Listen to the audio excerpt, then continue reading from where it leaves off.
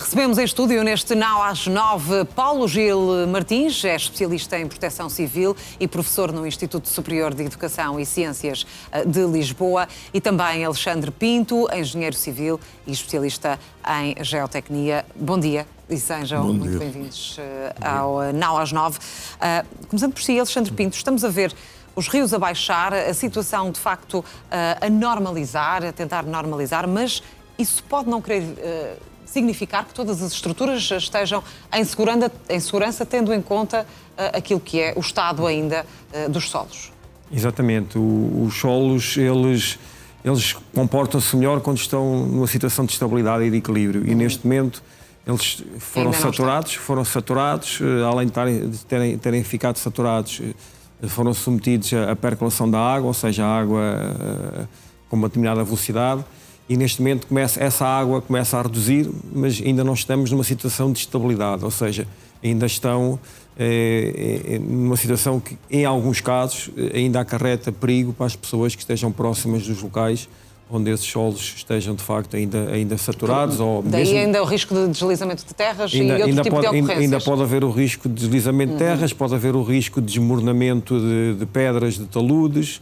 Enfim, tudo o que tem a ver com o percurso que o terreno necessita até voltar à sua condição normal, que é com relativamente pouca água. Não é? E essas circunstâncias podem também querer dizer que algumas infraestruturas estarão mais vulneráveis nesta altura? Sim, com certeza, não é? Nomeadamente, eu diria que ao nível muros de suporte, por exemplo, não é? Os muros de suporte, nós em Portugal, enfim, e não só, é uma norma mais ou menos corrente a nível internacional. Nós, quando dimensionamos um muro de suporte, nós admitimos que ele fica drenado, ou seja, construímos um muro com dispositivos de drenagem que permitem que o muro não tenha que acomodar os impulsos, as tensões devidas à água, não é? O que acontece é que nestas situações os sistemas de drenagem não funcionam, eles estão colmatados, e, portanto, estão a solicitar, essas estruturas estão a ser solicitadas por ações para as quais elas não foram dimensionadas. Não é? Mas pode haver risco em estruturas mais significativas, como, por exemplo, pontes ou estradas que as pessoas estejam a utilizar nestas alturas? Quer dizer, as pontes, à partida, se estiverem bem fundadas, não é? Por exemplo, temos o caso mais imediático é o viaduto da A1 no Mondego, que está fundado em estacas que têm 20, 30 metros de profundidade, ou seja, estão a mobilizar terrenos competentes que não são afetados por estas situações das tempestades. Agora, as estradas é diferente, porque as estradas que temos o caso, por exemplo, na zona da Arruda dos Vinhos, em que são estradas que estão em encostas instáveis, são encostas com histórico de instabilidade. Aliás, é uma zona que é conhecida pelos materiais. São materiais de natureza argilosa, margosa, são materiais que mudam muito de comportamento na presença de água. E, portanto, se há movimentos dessas vertentes, dessas massas de solo, e se temos estradas no topo desses elementos, é natural que, se há movimentos do terreno, as estradas ou o que quer que seja que esteja fundada à superfície vai também estar sujeito a esses mesmos movimentos. Nesses casos terá que haver um cuidado redobrado. Porquê? Porque temos que verificar se vamos refazer a estrada nas mesmas condições. E já vamos olhar também para o futuro. Ok. Sim, para a questão da reconstrução. Paulo Gil Martins, ouvimos a Proteção Civil alertar que, de facto, os próximos dias, apesar de um tempo mais seco, menos chuva, ainda há risco deste tipo de ocorrências.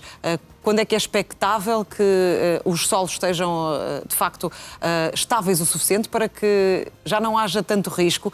E a que é que devem estar atentas as pessoas que estão agora a regressar às suas casas? Muitas delas, dos deslocados, já regressaram, mas, enfim, continuam sob algum risco. Olha, bom dia. Antes de mais, deixe-me dar uma palavra de conforto e solidariedade às pessoas que neste momento vivem ainda uma situação terrível com a falta de energia. Eu gostava de dar esta palavra em nome do ISEC Lisboa. 14 mil, pelo menos. Porque julgo que é uma situação, deve ser uma situação muito trágica e muito penosa para essas pessoas estarem há 17 dias sem energia elétrica. Os terrenos vão ficar estabilizados quando nós começarmos a ter semanas mais secas. Sabemos que esta semana e a próxima semana ainda vão ser chuvosas, com alguns aguaceiros dispersos. Portanto, ainda vamos ter mais alguma quantidade de água. O território comporta-se mais ou menos como uma esponja, Quando a esponja está cheia, tudo o que cai em cima das esponjas corre. Tem de sair. Portanto, temos de deixar essa esponja a secar mais um pouco. Isso só se consegue com alguma paragem da precipitação e, portanto, em que o território ganha alguma consistência. Há zonas mais preocupantes nesse âmbito? Neste momento são todas preocupantes, quer dizer, da maneira como os solos estão saturados, todas as vertentes são preocupantes, todos os muros que não foram construídos de forma segura são preocupantes e, portanto, eu diria que as pessoas, o cidadão deve ter muita precaução, deve estar com muita atenção a estas situações para não ser surpreendido por nenhuma delas. Já temos mortos que cheguem, indiretamente e diretamente. Sim. Curiosamente, mais vítimas indiretamente do que diretamente, o que é uma coisa que nos deve preocupar. As pessoas não têm esta cultura de segurança ainda assimilada. Portugal precisa que os cidadãos assimilem estas normas de segurança, que começam também a utilizá-las. Também numa situação de pós-tempestade.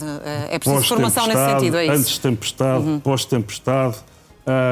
Eu diria que há aqui duas diferenças. A tempestade em si causa um determinado tipo de danos em determinados municípios e depois a situação de cheias, que é um bocadinho diferente em termos de gestão, noutro tipo de municípios. Mas as pessoas devem acompanhar as informações que são dadas através dos órgãos de comunicação social, têm feito um trabalho que eu não me deixo cansado de dizer que foi excepcional, nomeadamente porque houve uma grande falha de comunicações e onde também se poderia ter aproveitado, por exemplo, os radioamadores para cobrir esta falha de informação. Embora a rede dos radioamadores não sirva para gerir operações, mas serviria principalmente para ligar sítios que estivessem isolados. Portanto, é uma das lições a retirar. É uma das lições a destas retirar, tempestades, é Alexandre Pinto. E antes de irmos àquilo que é mais o futuro, só para percebermos bem, temos meios hoje em dia para fazermos um trabalho minucioso, nomeadamente do ponto de vista das autarquias, agora de vistoria, de inspeção a todas essas estruturas das quais falávamos há pouco. Paralelamente, sabemos que o LENEC irá fazer esse trabalho ao longo de um ano, mas enfim, no imediato. Há trabalho que está a ser feito, seguramente, por parte do poder local. Sim, sem dúvida. Nós no setor da construção, neste momento, temos aqui um pequeno, grande problema, que são os recursos. Não é? Nós temos bons recursos, mas são escassos. E, portanto, neste momento em que há muitas solicitações, terá que haver uma coordenação, eventualmente, do Poder Central em relação às situações que envolvem maior exigência de natureza técnica, não é? Eu diria que as câmaras têm um papel muito importante, mas os recursos que as câmaras têm, em geral, quer do ponto de vista técnico, quer do ponto de vista financeiro, são limitados e poderão não ser suficientes para tentar resolver as situações que têm que resolver, nomeadamente nos concelhos mais afetados e, naturalmente, julgo eu que necessitarão de uma ajuda, quer técnica, quer financeira, não é? Em relação às autoestradas, às estradas nacionais, portanto, aí nós temos as concessionárias, a Brisa, a Ascendi, temos as infraestruturas de Portugal, que são instituições que têm capacidade técnica instalada. Não sei se terão capacidade para acolher a quantidade de situações, nomeadamente as infraestruturas de Portugal, que neste momento existem no país, que necessitam de ser corrigidas. Eu ainda recentemente circulei no Alentejo e no Algarve e vi que há muitas estradas, não é, em que há escorregamentos de pedras, de maiores ou menores, para o pavimento. Os pavimentos estão muito degradados. Isso também não é preciso ir para esses sítios. Mesmo aqui em Lisboa nós já observamos isso, não é? Portanto, há aqui um trabalho de grande dimensão que é preciso fazer, mas... Até para que não haja mais vítimas indiretas exatamente, foi um pouco aquilo que falámos no início da conversa. Faz sentido reconstruirmos tudo exatamente como estava, tendo em conta que grande parte do edificado terá sido construído numa altura em que o clima era diferente. Não se perspectivava que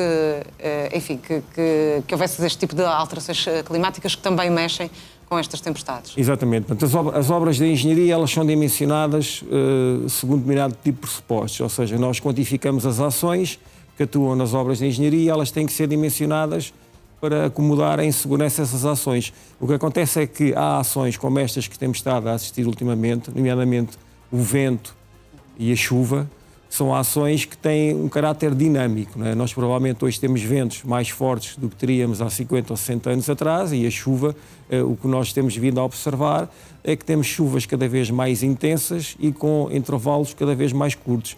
Ou seja, penso que será necessário nós reequacionarmos o dimensionamento de algumas estruturas. Eu dou um exemplo. Nomeadamente das zonas ribeirinhas, nas zonas costeiras. Nas zonas costeiras, portanto, nas zonas mais expostas às condições atmosféricas que vão ser cada vez mais adversas. Não é? Eu refiro São também... decisões políticas São decisões políticas que têm um impacto depois no custo das obras, mas o custo das obras, depois, nós temos que fazer o balanço a longo prazo, porque se eu faço uma construção com pressupostos muito otimistas e, por exemplo, os casos que nós tivemos no início da tempestade do vento, no dia 28 de janeiro, não é? Na zona do centro do país, nós assistimos a estruturas que foram arrancadas do terreno, positivamente. Ou seja, isso significava o quê? Que as fundações não estavam dimensionadas para aquelas rajadas de vento. Claro. E, de facto, o que é caro é quando nós construímos e, passado poucos anos, temos que reconstruir, não é? E seguramente isso levou a operações da Proteção Civil, como talvez não tenham acontecido nos últimos anos, com operações de retirada de milhares de pessoas, nomeadamente em Coimbra. Isso terá sido desafiante, seguramente, Paulo Gil Martins, para as autoridades? Sim, é desafiante, mas na situação de Coimbra, como nós tivemos uma cheia lenta, foi possível planear em tempo essas evacuações e, portanto, a situação tornou-se mais fácil, com um esforço muito grande, obviamente, da Presidente da Câmara e também dos comandos da Proteção Civil e dos comandos dos bombeiros. Foi possível fazer esse planeamento em tempo, as coisas correram bem, as pessoas colaboraram, porque é importante que o cidadão também colabore, porque o cidadão também é um agente de proteção civil. E também não está habituado a estas situações. Às vezes esquece, não está habituado a ter estas situações todos os dias.